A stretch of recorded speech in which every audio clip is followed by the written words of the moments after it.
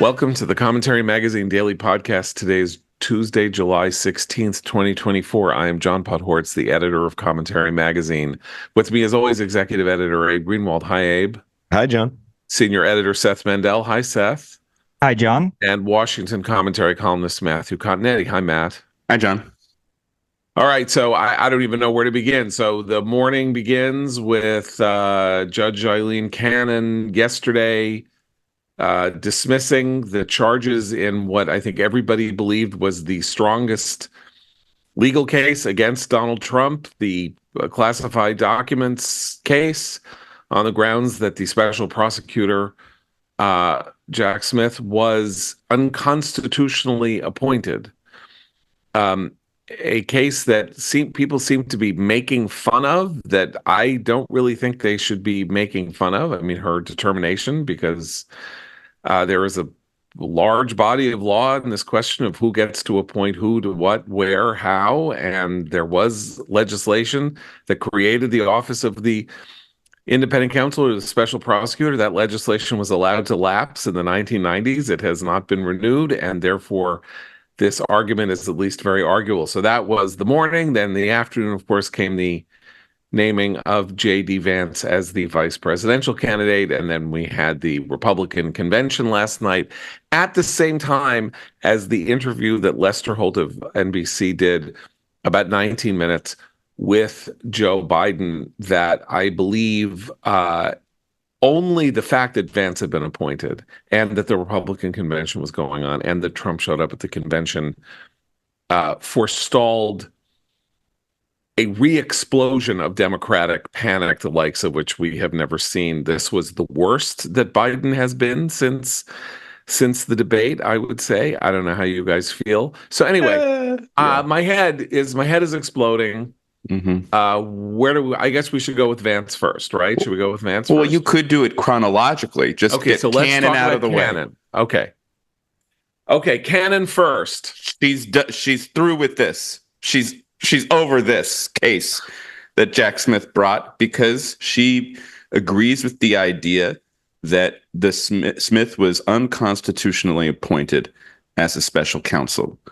She agrees with the conservative legal eagles who have been pointing out and arguing for some time that if you read the appointments clause, a special counsel has to have been a member of the government at the time of his appointment.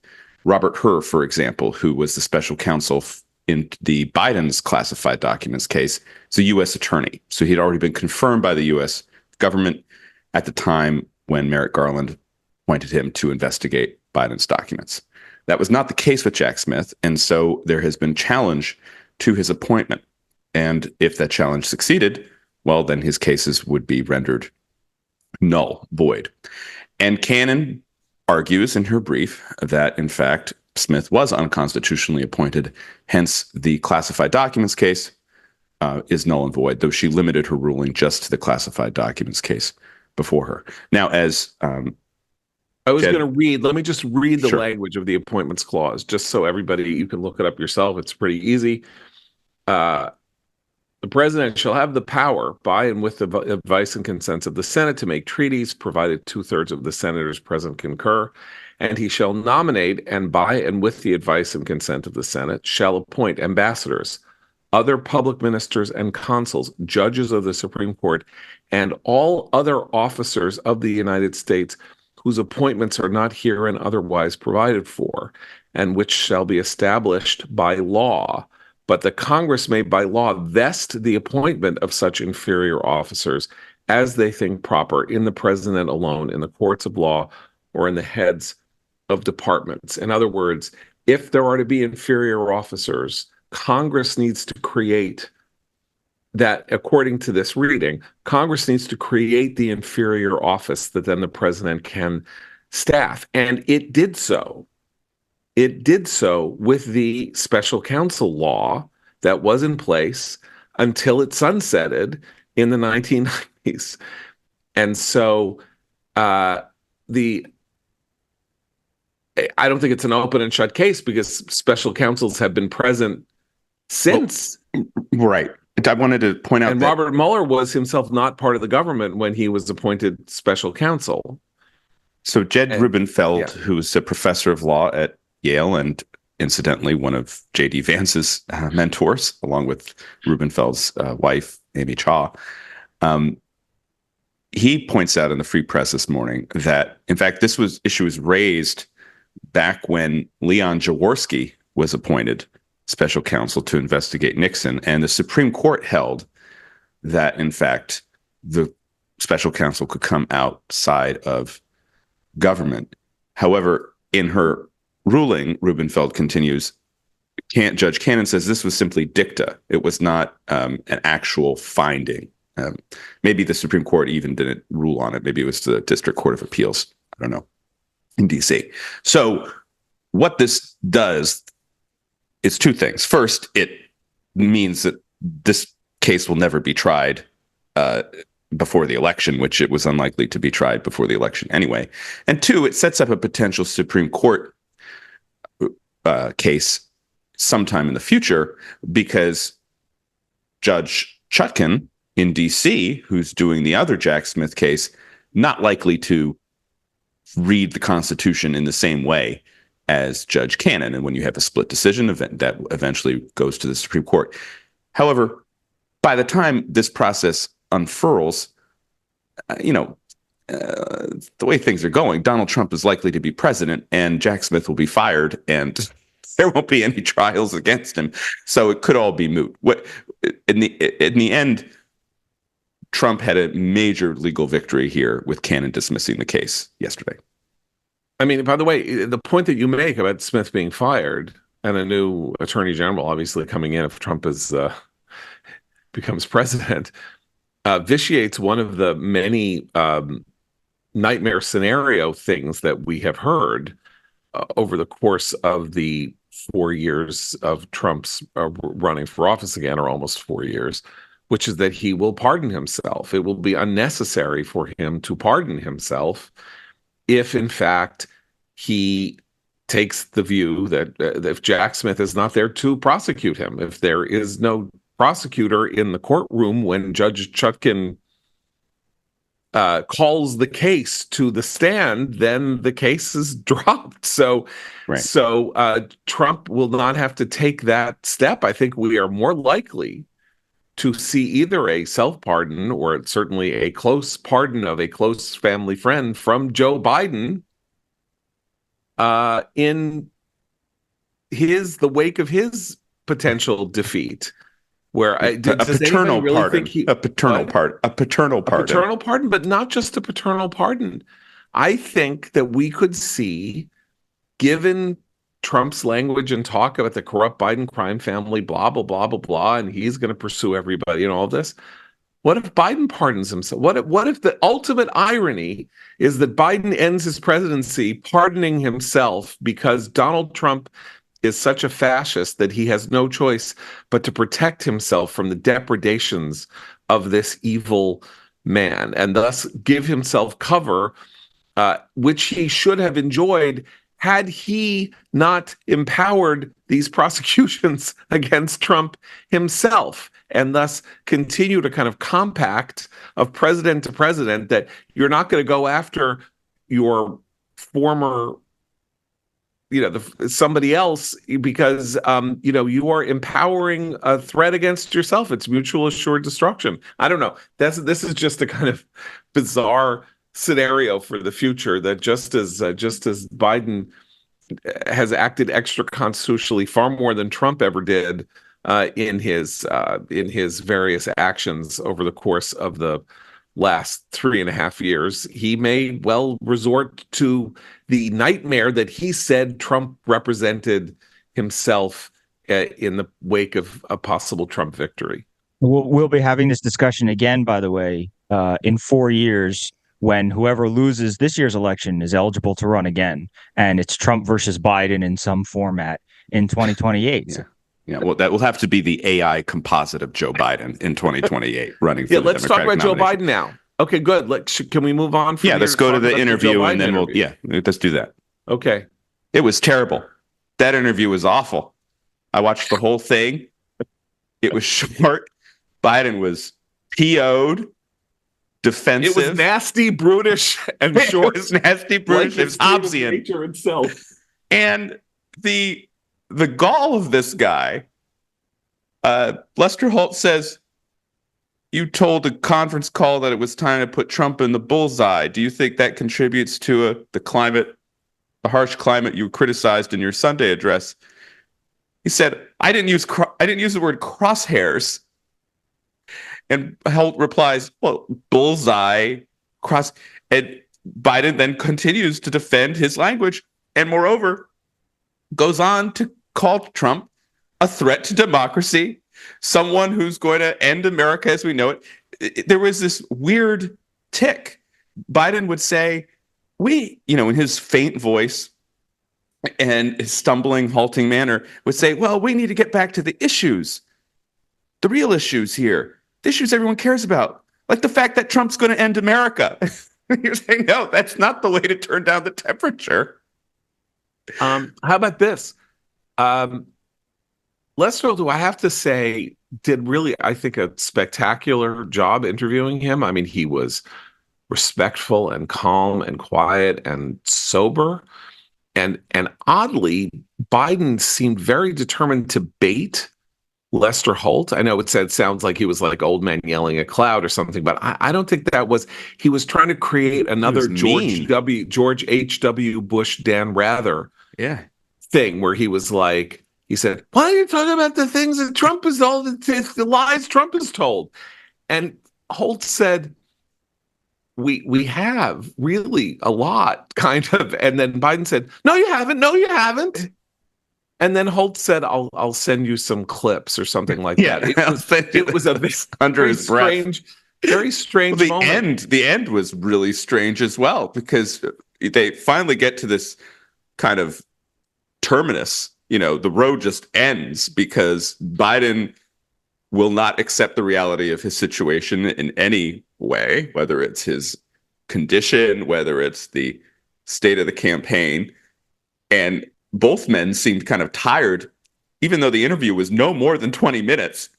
And Holt goes, well, thank you, Mr. President, for sitting with us. And instead of saying thank you or God bless America or God bless our troops, Biden goes, thanks. I hope you come back and talk about things that really matter next time. It was so peevish. So aside from the peevishness, Abe, he said, Holt, trying to get some information out of him in the interview, he said, essentially, who's your inner circle? Like, who are you listening to as you face this unprecedented challenge that you're facing right now? And Biden said, me. I listen to me. Now, not to what about everything, but imagine that's what Trump said, because that is something Trump could have said, right? Well, Trump George listened W. to the Bush generals. Said, I am the decider. He said, me. I listen to me. Meaning I'm the one. Now, I'm happy he said this, because there's been this line over the last 6-8 months that, Biden isn't really president. And somebody is right. Jill is the president because he's obviously so mentally infirm and mentally. And I don't think that this is the case. I think he's the president and his mental acuity is a problem. And I think that understanding a lot of the weird policy backs and forths on all kinds of things can be ascribable to the fact that we have an inconstant president who is inconstant because he is literally his neural pathways are inconstant, and it helps explain some of the madness that we have been going through on some of his policy. But he said it, excuse me, specifically to quash speculation that he is incapable of being in charge. And that's why he's peevish, and that's why he's defensive. He had believed he was turning a corner on the question of his fitness for office. He was on to the next chapter, whether the world was still on that chapter or not.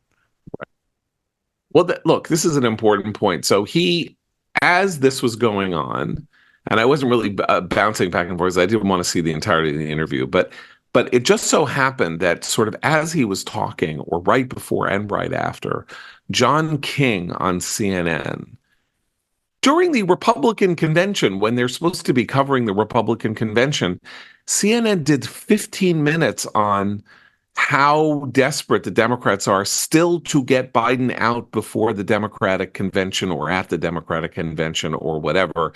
And Nancy Pelosi is about working behind the scenes, and he's hearing this and we're hearing that, and there's talk of this and there's talk of that. And I think after this week, we could talk about how we feel about the Republican convention and the tone that it's already striking. But after this week and Trump's demeanor last night, the beatific look on his face of the sort that we have never seen him have before, and watching him now for almost 50 years, as I have as a New Yorker, as a teenage New Yorker when he emerged. You're moving ahead in the timeline, John. I'm sorry, but I was just going to say, like, they're not giving up. Polling now has Virginia tied. The Real Clear Politics average, my friends, has the state of Virginia tied. And of course, if Trump wins Virginia, then he wins the presidency, and Biden has no shot without Virginia. And so we are still trapped in this political story about Biden's future, even though I think in the immediate aftermath of the assassination, the idea was, well, the Democrats can't do this now because everything is too unstable and crazy. Somebody just took a shot at Trump and nearly succeeded, and we have to lower the temperature, and that also means like being stable. Like the Democrat Party is going to throw all the cards in the air. It's going to be very hard for the Democratic Party to move Biden off the ticket before the Democratic convention. They seem to be committed to this virtual roll call, which will take place next week. He will have the nomination essentially next week. Biden has basically silenced most of the critics. There have been no new people calling for Biden to leave the ticket since Saturday. Nancy Pelosi pretty much working behind the scenes. So I think Biden is, for the moment, secure. That doesn't mean he won't eventually leave the ticket, but he's the nominee right now, and he's trying to continue this intimidation act by campaigning during the other guy's convention, which is pretty historically unprecedented. He's in Nevada today. He's going to be speaking to a BET journalist for another rousing interview that I assume will drop at some point later today. One other aspect, you mentioned the John King reporting. King also is talking about some polling that was commissioned by Stanley Greenberg, the veteran Democratic pollster, which and I quote either King or Greenberg here. I think it's King, paraphrasing Greenberg, shows Biden losing everything. And Greenberg was notable among Democratic pollsters for being very alarmed at Hillary Clinton's prospects in 2016. He was one of the few Democrats at that time, before the election, who was looking at the data and saying, the Democrats actually have a big problem. And he was vindicated. And he's now saying the same thing. And it seems like in another parallel with the 2016 cycle, the Democrats aren't going to listen to him now either. And they're going to keep Biden at the top of the ticket. I think the panic is really because the Democrats don't have a choice, right? Rather than the Democrats keeping Biden, it's up to Biden, and that, you know, the point of what John was saying about Trump, about Biden actually still being president, is why they are freaking out, because he is still making the decisions and he's still deciding what he does. And so the Democrats organized to move him out, and he just said no.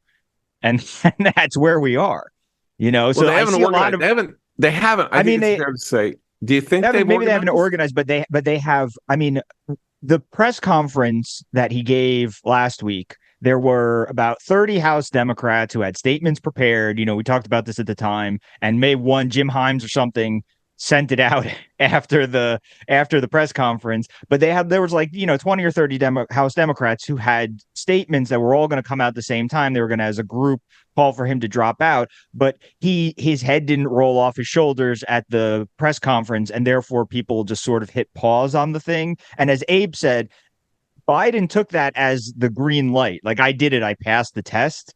When Democrats were saying, well, these are still we still have these statements ready to go. So they are trying to sort of organize and get the winds blowing behind the scenes.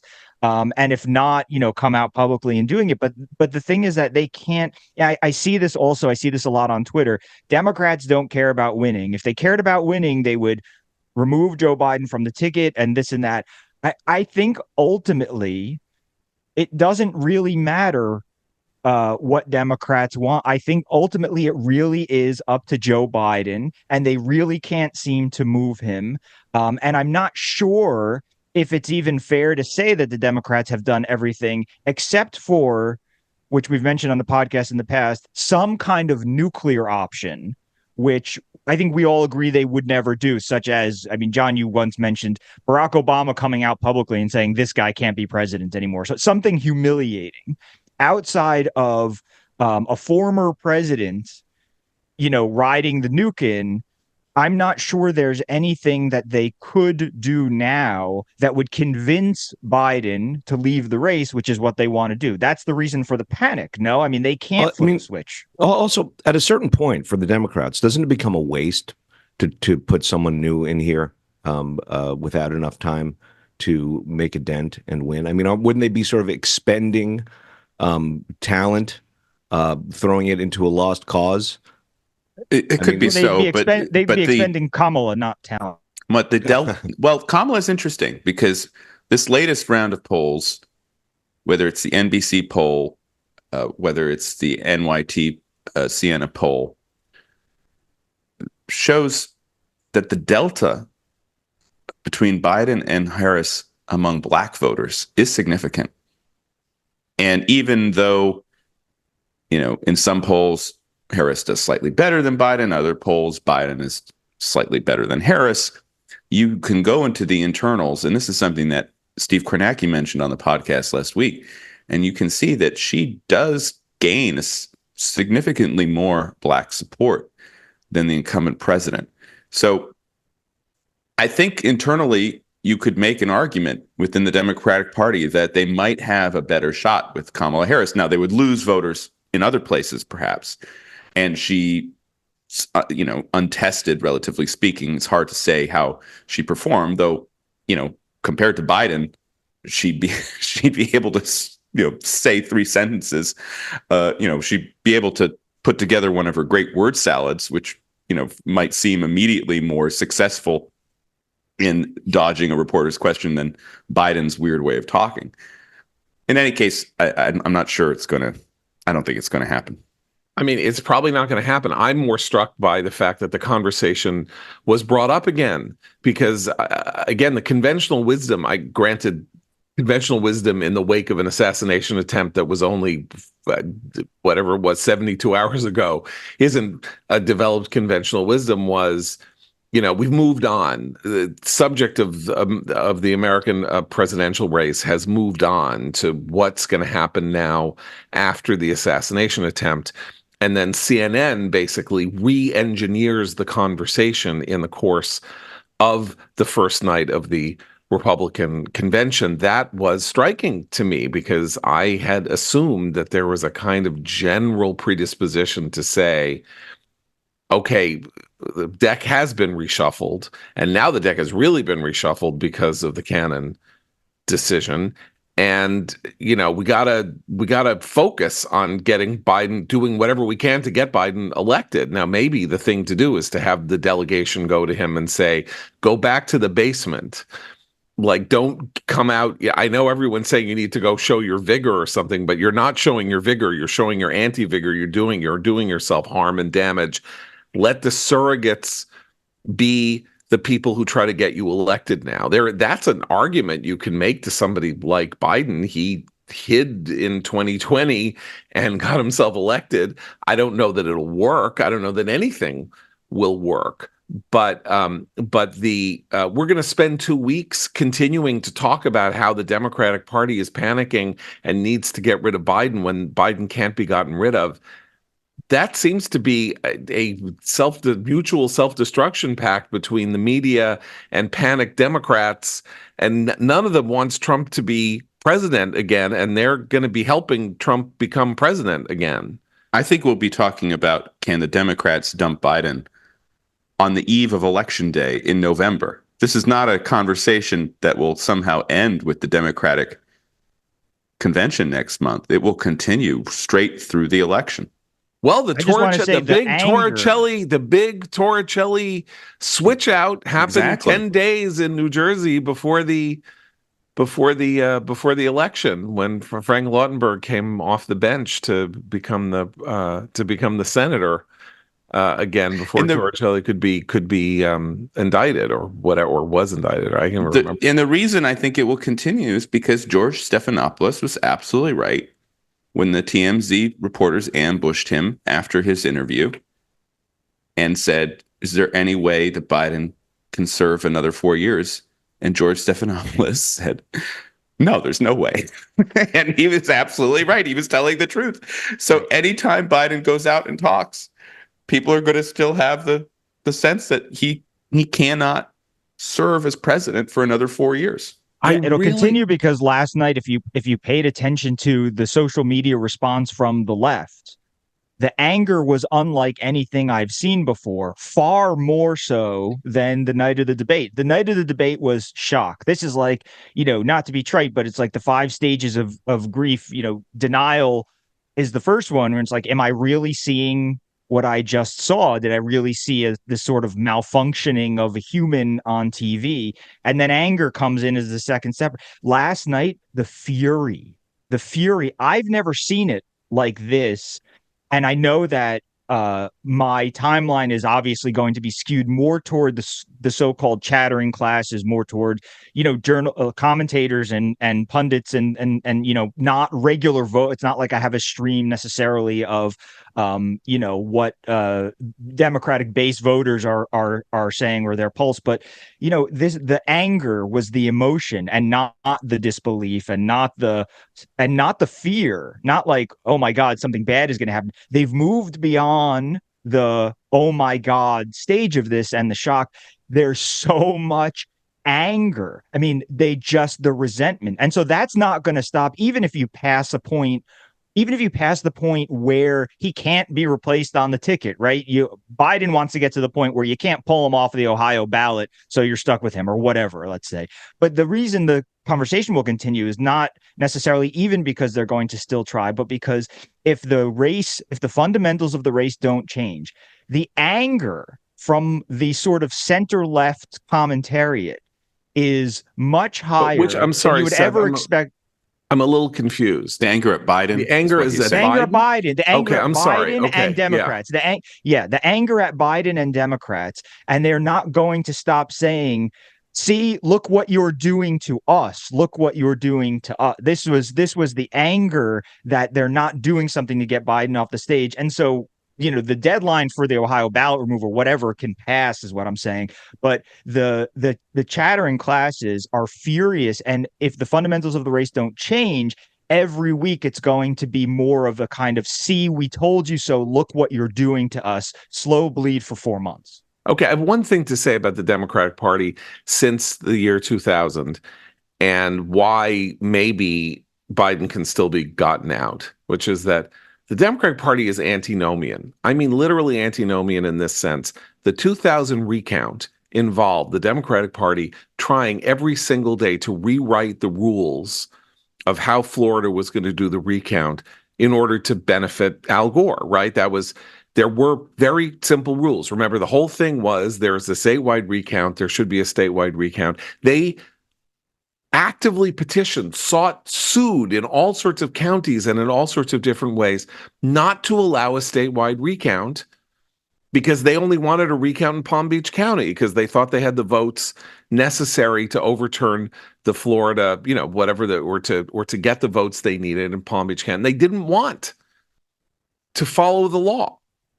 And the idea was, we're not following law because we know, I know Buchanan voters weren't voting for Buchanan in Palm Beach County. So, what's fair, what's right. This isn't right. The law, if the law says this, the law is an ass, and we don't need to follow the law. Obama with the pen and the phone, Biden with the Supreme Court says this, but I'm not going to listen to the Supreme Court. Everybody talks about how Trump is, a fascist, whatever.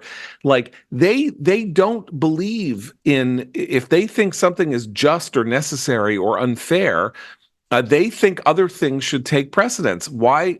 So to me, the idea that there could be some kind of a weird event at the convention where they call a hasty vote that says we're no longer, delegates are no longer bound, does not strike me as being beyond the bounds of possibility. I think it could be a catastrophe, but it's not beyond the bounds. Possible. It's not beyond the bounds of possibility. It takes a leader. And this was, I think, Biden's insight when he said after the debate disaster almost 3 weeks ago, if you want me off the ticket, challenge me. Come at me at the convention. And so far, no one has. There have been plenty of congressmen and even one senator saying he should withdraw. There are plenty of people like Nancy Pelosi saying it's up for him to decide, even though he's already decided. And she'll be saying that again on election day in November. They will ask Pelosi, should Biden be on the ticket? And she'll say, well, it's up for him to decide. So until you have someone come out and call for that vote, Biden's position is secure, and no one has. But, right? Also, we shouldn't lose track of the fact that between now and the Democratic convention, there's going to be a whole new anthology of awful Biden appearances, right? This is not going to end. It's not only not frozen in place in the way Biden thinks it is as an issue, but he's going to keep providing more and more evidence, a lot of it, especially if he's in fighting mode, which he seems to be in. And that alone is going to mean that this is not going away, that the Democrats who continue to be opposed to his nomination are going to ramp up their efforts. Okay, so it's just an interesting note in the middle of what was a Republican day, right? Well, Canada, there's one more note. Yeah, go ahead. Yeah, one more note that we left out in our chronology that I think we should address briefly before we talk about the big stuff on the conventions. And that's what we've learned about the shooter and the Secret Service response. The FBI has gained access to Donald Trump's assailant's phone. And according to law enforcement officials, they've hit another dead end. And it is really quite bizarre, frankly, that this shooter seems to have had no political views displayed with any intensity to either his peer group at the high school, to his family. He had no social media presence other than a Discord account that has since been taken down and that seems to have been very rarely used. The FBI is telling us that they have nothing on the cell phone. He left no manifesto. He had no identification. And that's why it took them a little while to figure out who he was. Meanwhile, there are now reports that the building from which he fired on Donald Trump was occupied by a sniper team.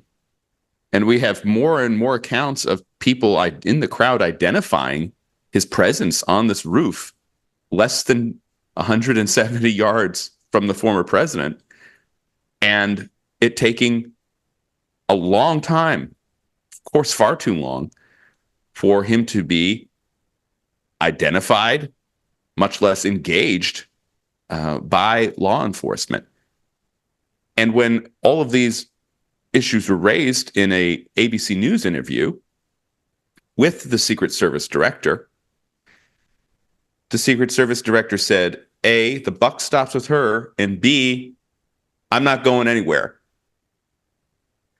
So the level of government failure here is so extraordinary that amidst all the rush of news, we need to take a moment to appreciate it, and we need to continue to demand answers and accountabilities from this completely dysfunctional agency and its completely unqualified and failed executive.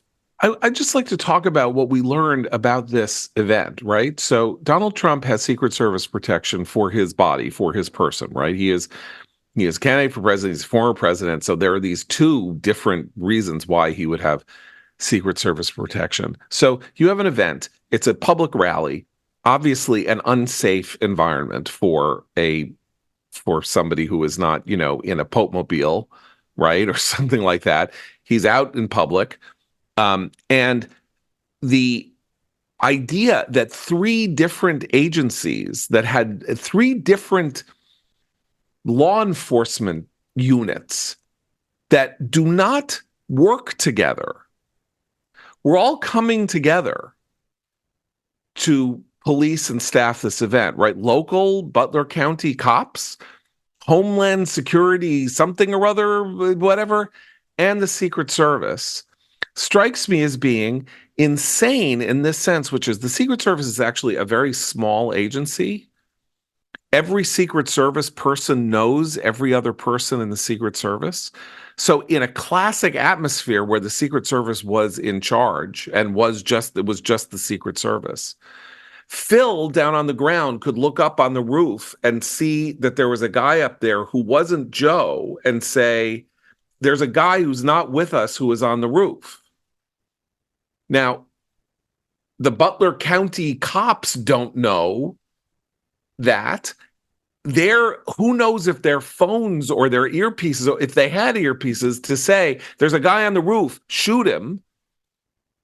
Or the sniper team hearing somebody marching up on the roof or moving around on the roof of this hollow building, not knowing we don't have anybody up there. Somebody get a gun, somebody get a target sight on whatever is going on up there. It's not just a failure, an agency failure. It is every single thing that we have been told about the Secret Service and what it has learned over the course of the last 60 years about the dangers to presidents and presidential whatever was completely thrown up in the air here as though it was a Taylor Swift concert.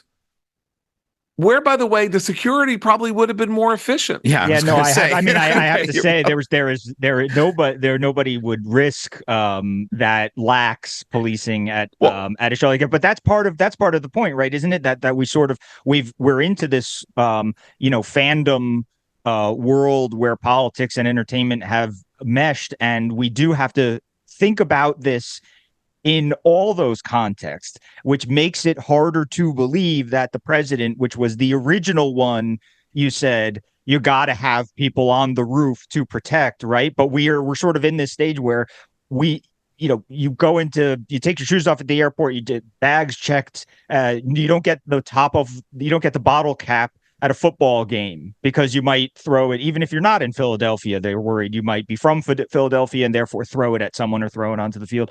But we're in this sort of extreme security, not just in airports and not just with the presidency, but really we're security minded everywhere with all this stuff. And I think that's actually what makes it harder, which is that you can compare it to a Taylor Swift concert or something like that, which is that we've now reached the place where across the board we are supposed to be over security minded, and that makes this, which is like the you had one job version of the security situation, right, even harder to swallow.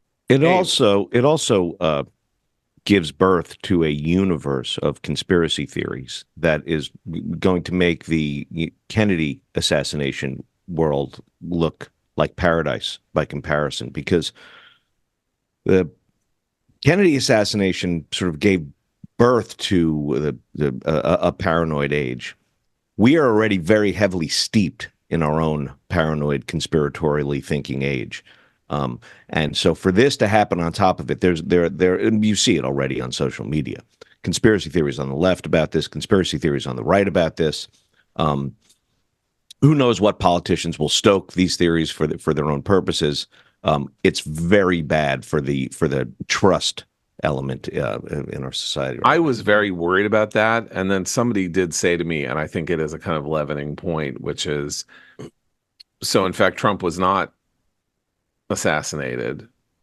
Someone was tragically killed. Two others seem to have survived the shootings. And if Trump wins in November, this becomes one of these inexplicable, particularly if the facts surrounding the shooter don't emerge, or motive is not discerned. And we've had this experience already with a shooter in Las Vegas from the Mandalay Bay, who massacred dozens of people, and we still don't. And no one was ever able to discern a motive, and he was 62 years old. No law enforcement, no, he's not some 20-year-old, and so this guy didn't leave it. But Trump gets elected, and the story kind of turns into you remember that moment when Trump was shot at without result, or was shot at and then showed incredible fortitude or something like that. And therefore the conspiracy theory, the age of conspiracy around this might not really pop, except in the fever swamps of the far left, which is, of course, is where the Kennedy conspiracy theories emerged out of, I think, largely in order to distract from the simple fact that Lee Harvey Oswald was a communist who had weirdly been allowed to leave the Soviet Union and come back through Cuba into the United States just to be in a position to shoot John F. Kennedy from Dealey Plaza. And this was a fact that Jackie Kennedy, among others, did not actually want the Americans to think. What they wanted was hate killed John F. Kennedy and all that. But none of that is going to happen in this case because Trump survived it. Okay, I need to take a quick break and talk to you guys about our advertiser today, Shopify, because creating really great retail experiences is tough, especially with multiple stores, teams of staff, fulfillment centers, separate workflows. It's a lot, but with Shopify Point of Sale, you can do it all without complexity. Shopify's point of sale system is a unified command center for your retail business. It brings together in-store and online operations, even across 1,000 locations. Imagine being able to guarantee that shopping is just always convenient. Endless aisle ship to customer, buy online, pick up in store, all made simpler so customers can shop how and where they want, and staff have the tools they need to close the sale every time. And let's face it, acquiring new customers is expensive. With Shopify Point of Sale, you can keep existing shoppers coming back to your stores with consistent, tailored experiences and first-party data that give marketing teams a competitive edge. Want more? Check out at shopify.com/commentary, all lowercase commentary, by the way, and learn how to create the best retail experiences without complexity. That's shopify.com/all lowercase commentary.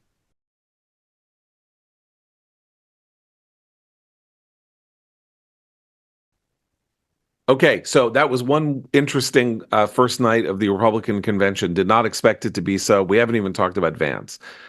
Vance maybe wasn't even the most interesting point, except for the text, the final speech of the evening, which was a roadmap to what supposedly J.D. Vance is supposed to be bringing to the Republican ticket ideologically, which Pache, our friends on the isolationist right, is not relating to foreign policy, rather is relating to domestic policy. So you had the head of the International Brotherhood of the Teamsters addressing the Republican convention and giving a speech about unions and the evil done to unions and the injustice and unmerited attacks on unions and how nobody likes unions and unions are great and unions do everything wonderful. And he's willing to talk to anybody who's going to be good with unions and blah, blah, blah, blah, blah, blah, blah, blah, blah. Why hasn't a Teamster spoken at the Republican convention in 121 years?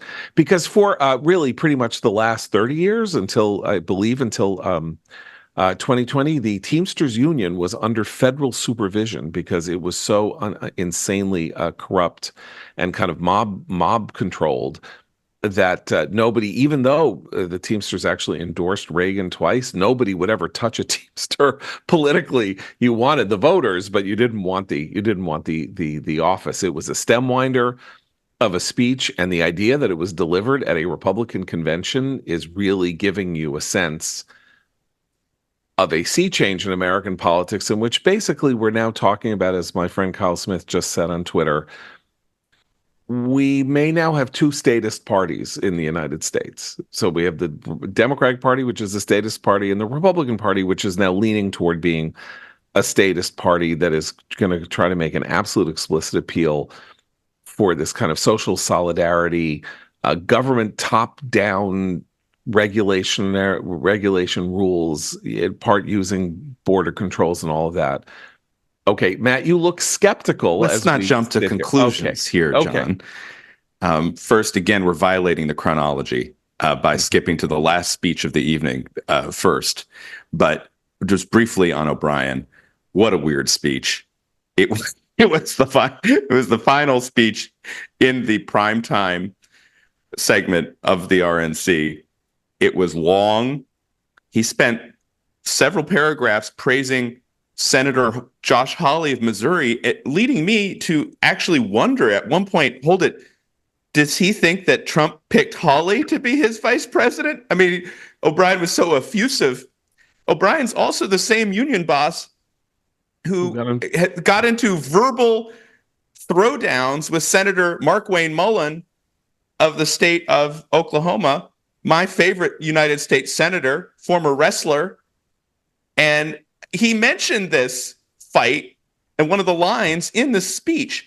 He went on, O'Brien, to praise UPS and the UPS workers and the way UPS treats its employees. And, I like UPS too. But of course, he leaves out FedEx, which is a great company as well, ununionized. And his descriptions of the economy were straight out of, Dick Gephardt's platform in 1988, Walter Mondale's platform in 1984. It was definitely a moment of cognitive dissonance. And I don't know what the upshot will be. He didn't endorse Trump. That was the weird thing. Yeah. He said so little. Yeah, and so that, it shows that, look, Republicans want to be on the side of working people. That's obviously clear. And this was a major moment. And if the Teamsters don't endorse anyone, that will be a huge step. But I think Brit Hume put it, or maybe it was Karl Rove put it actually very well right afterward, which was that speech was just as much, if not more, about O'Brien and the internal politics of the Teamsters than it was trying to broadcast to a wide audience. And the reason that Rove is right is that there's a big split between union leaders and union membership, and the union membership loves Trump. They love Trump because he's protectionist for sure. He cares about American jobs. He puts America first. But it's not necessarily that they want these types of statist economic policies that could actually, lead their quality of life to decline rather than improve. It's not just the unions are pretty strong in these Rust Belt states of Ohio, Pennsylvania, Michigan, and so taxes are pretty high, and labor mobility is pretty low, and so it's not necessarily the case at all that more regulation is the answer to what's ailing working class America.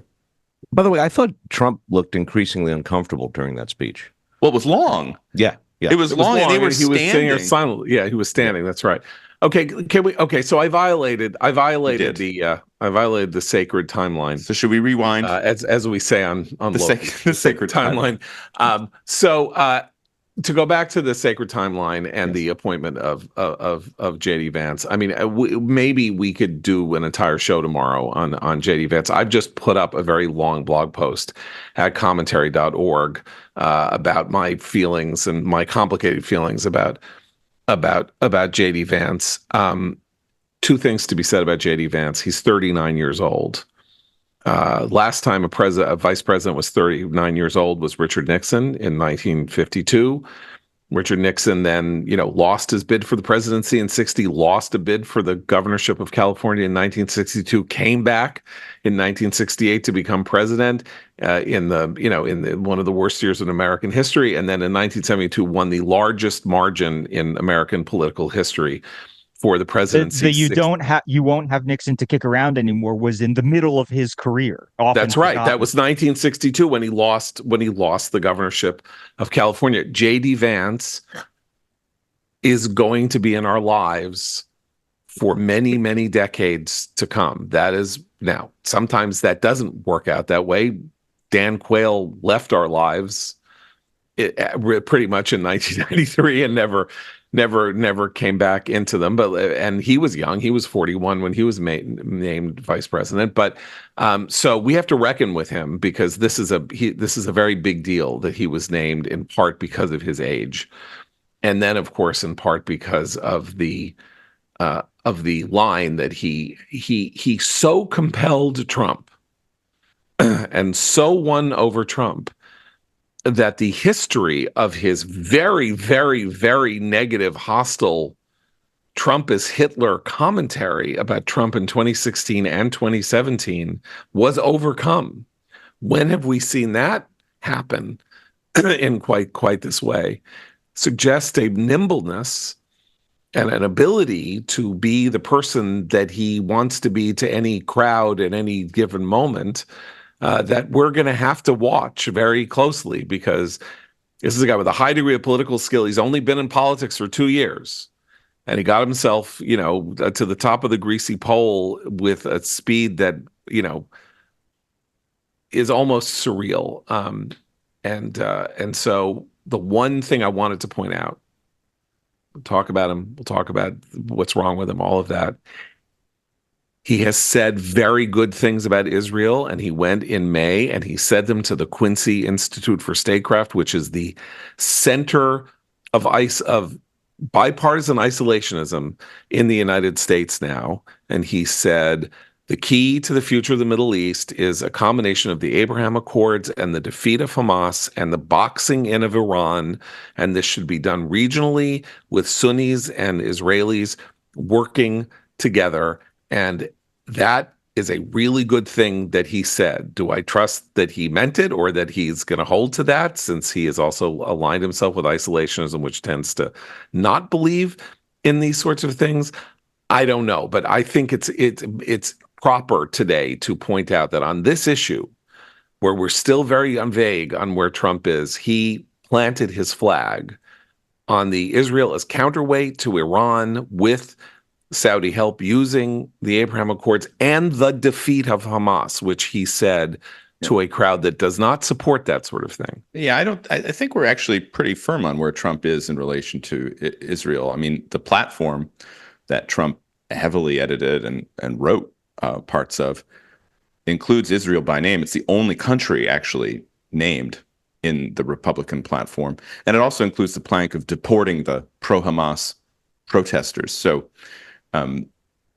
Trump has remained a stalwart for Israel, and his new running mate has echoed Trump's language, as he has in so many ways on other issues since really converting to the Trumpist cause in the last 4 years. I think, John, you hit on the essential quality of this pick, and that's the age. Trump is so dismissive of Washington Convention. He hates Washington institutions. He hates the Washington media. He hates the Washington consultant class. And he hates the way in which Washingtonians think politics ought to be conducted. And the way in which politicos here in the Beltway think you pick a vice president is, well, you calculate. Do you have a candidate who bridges divides within the party? Do you have a candidate who expands the electoral map? Do you have a candidate who doubles down on your own qualities so that you can present a full candidate squared front to the American people? Do you pick a candidate for vice president who can help you navigate the corridors of power in Washington, a reassurance candidate, someone who can help the outsider deal with the power players in the nation's capital? The Vance pick does None of that. It does none of that. It doesn't build bridges within the party. He's a member of MAGA. If anything, he's a little bit more MAGA than Trump is recently. It's definitely not a olive branch to the voters who chose Nikki Haley in the primary. Does Vance expand the electoral map? No. A Youngkin pick or even a Rubio pick might have expanded the map in ways that would be beneficial to Trump. Trump is sitting on Virginia, which is tied, as we've mentioned. New Hampshire may go. I still think you have to look at New Mexico. No one pays attention to it. And then Colorado as well.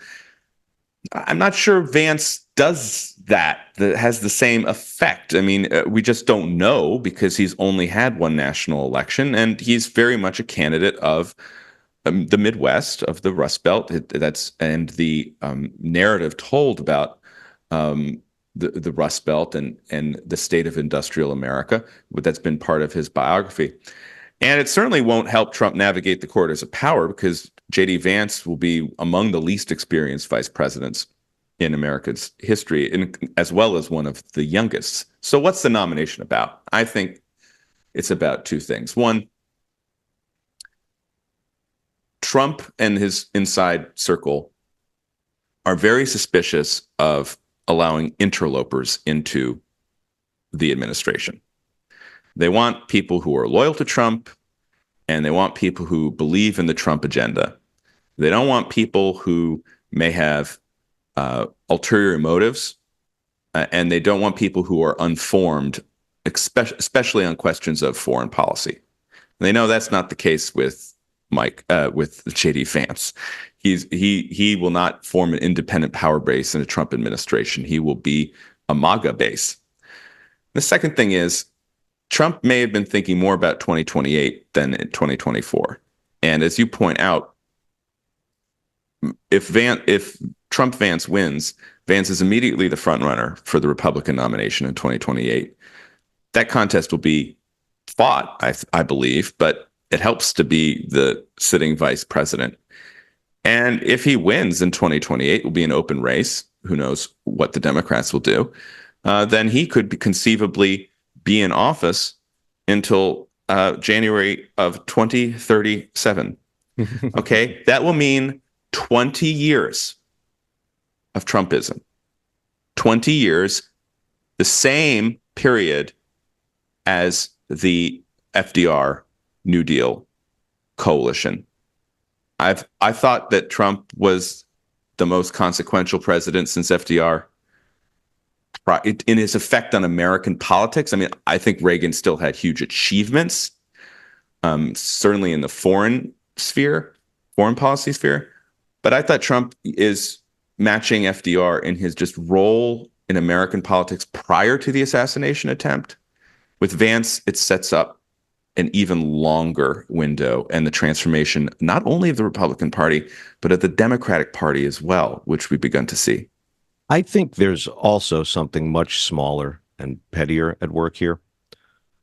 What is more appealing to Trump than a vicious critic who came round to bend the knee? That is what he lives for. And it tells him, and in some ways I'm reassured by this because I don't like Vance's thinking on matters such as Ukraine. It tells Trump that he's not going to that his vice president isn't going to buck him on any issues here. This is a guy that he has broken and tamed.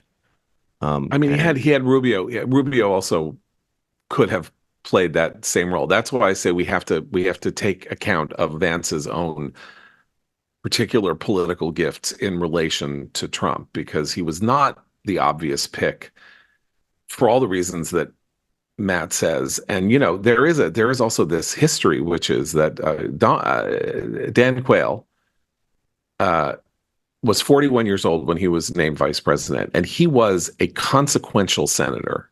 He had been a senator for 12 years when he was chosen to run with George H.W. Bush, and he had passed an extraordinarily consequential piece of legislation on job retraining. And he'd been in the House before that. That's right. Quayle was elected in 1976. He was the most politically accomplished person of his age in the United States by many reckonings.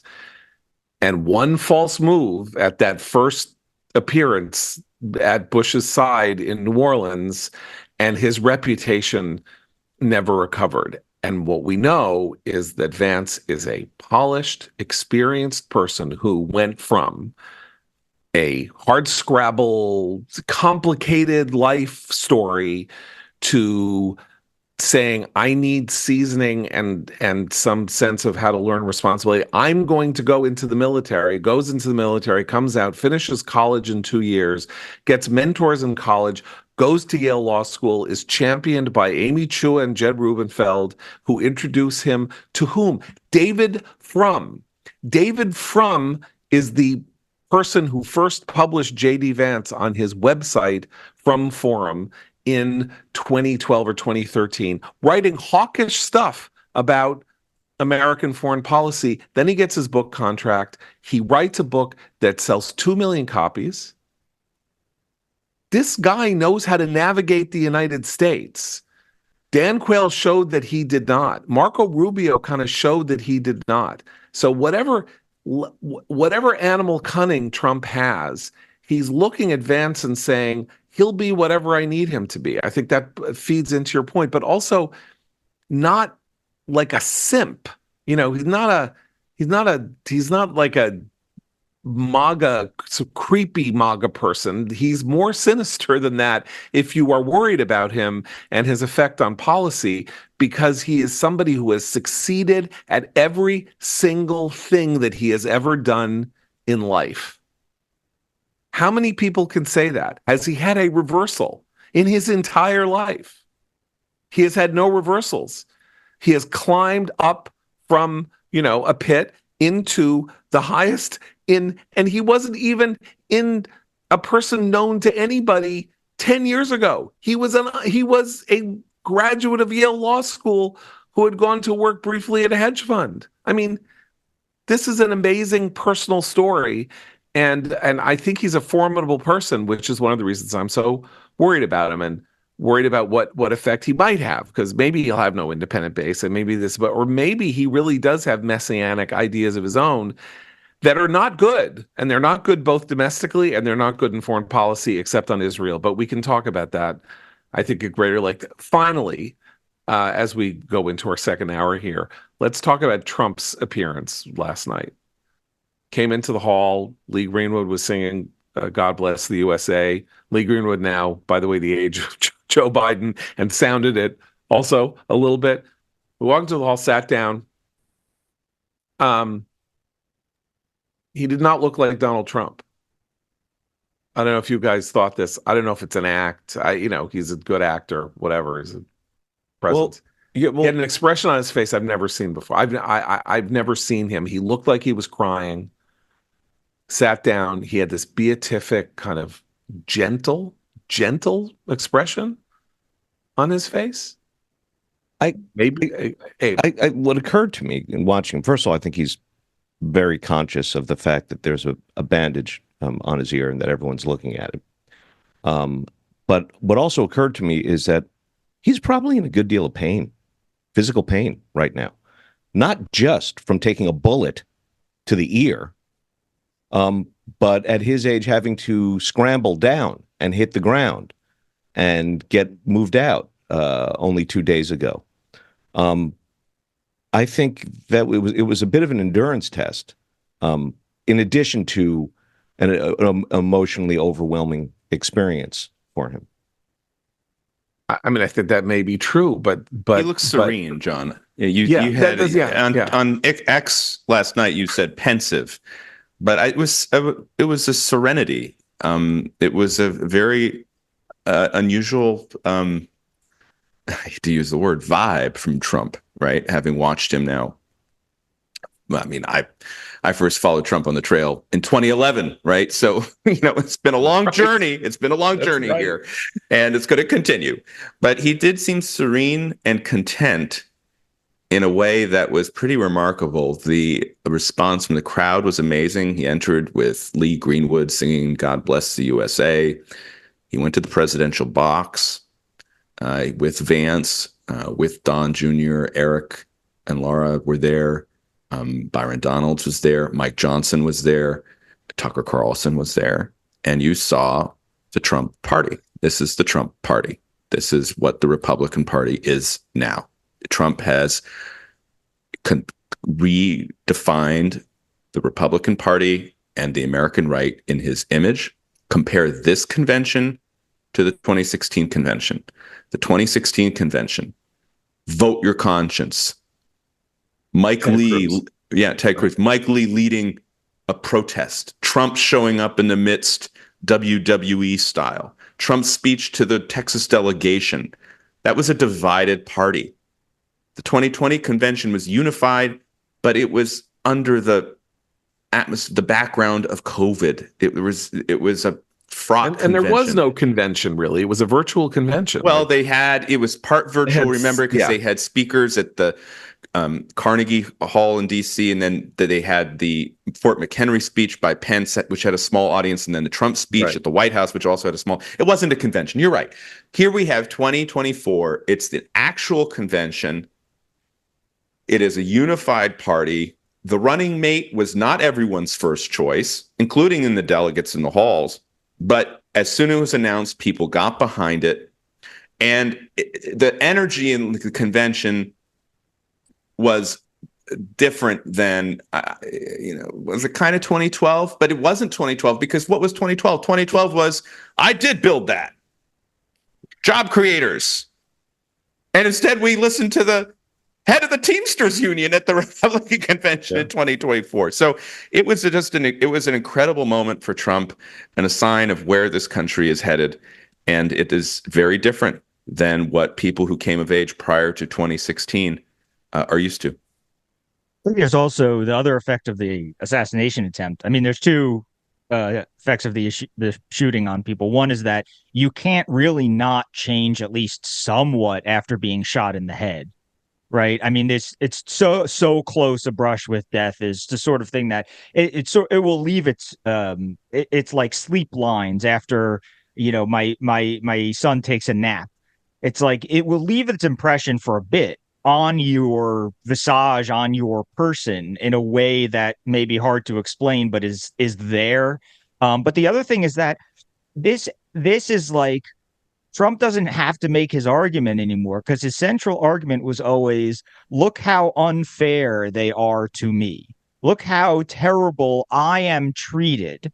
And look how much I have to overcome just to get here, just to stand before you. And in the past, it was like, well, yeah, I mean, you've gone bankrupt and then come back. You've made poor decisions, and you have, I'm not sure you're the phoenix rising from the ashes, but you have had your ups and downs.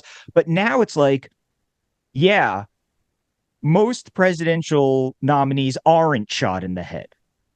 Most a few weeks after being convicted of a felony. Right. I mean, in other words, Trump is at this point where it's like there is literally nothing else that could be thrown at him. And also the argument that he is like treated poorly is just, it's obviously true, not because the political establishment, schemed to have him shot in the ear, but just because of the way things shook out. He's no longer like, he doesn't have the same energy behind his resentment, because everybody's saying the same thing. This guy just got shot in the head. Okay, I want to talk about an interesting point. In other words, but just to restate, sort of like he's rested his case now.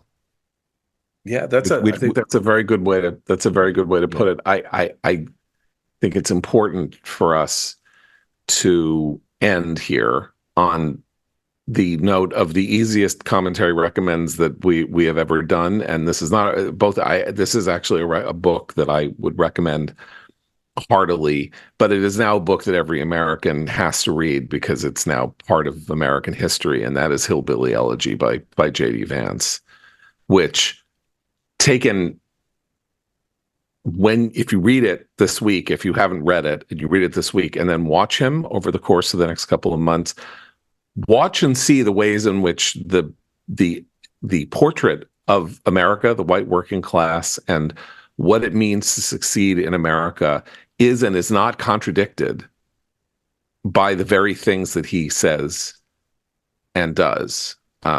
Because the J.D. Vance who wrote that book is not the J.D. Vance that we are going to see. And that was not true of Barack Obama with his Dreams from My Father. But it really is true of him. And it's weird because it's not like he's going to disown his book, and he shouldn't. But that's an important contrast and will be a marker for everybody going forward as to who this now very important person in American political life is, and the kinds of compromises maybe that he is willing to make to climb to the top of the greasy pole. So with that, we will see you tomorrow. For Abe, Seth, and Matt, I'm John Podhoretz. Keep the candle burning.